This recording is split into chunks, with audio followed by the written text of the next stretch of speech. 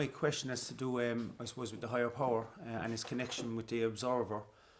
You know, I'm the Fellowship of VA for a long time, and I don't mind saying that. And you know, there was a lot of talk about the higher power and God and stuff, but I had to see it to believe it and stuff like that. You know, is there a connection between the higher power and the observer? And for anyone new to this, even to myself sometimes, what is the observer? Who is looking? Could you just go a bit more into that? And is it a connection with the higher power and the unseen, with the very real unseen stuff? Good question.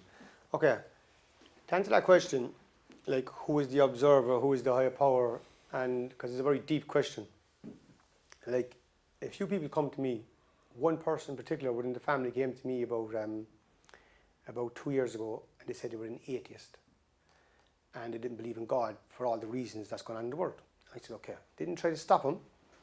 I said to him, okay. I says, do you believe that there's something that operates this whole universe, that the galaxies, the sun, the stars, the moon, there's some kind of power?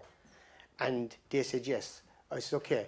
I said, do you believe, I says, when you go to sleep at night, somebody does your breathing? Or something happens? I goes, when you cut your hand, something happens to heal that. And they say, okay. I said, do you believe that's some kind of power? And he goes, I never thought of it like that. He goes, yeah. He goes, well, that's a power. You call it a higher power, call it Buddha, call it God, call it whatever. That's a power. And you call it whatever we want. So that's what we're all referring to as power now. Your subconscious and my subconscious and everyone's subconscious, which is the deep part of the mind, is connected to the cosmos that operate this whole universe. And when you go a step further and talk about the observer, what the observer is that when you observe this mental chatter, because St. Francis of Assisi says, what you're looking for is where you're looking from. So your observer, that presence, is that power. You are one connected to all. That's why Jesus says there is no separation.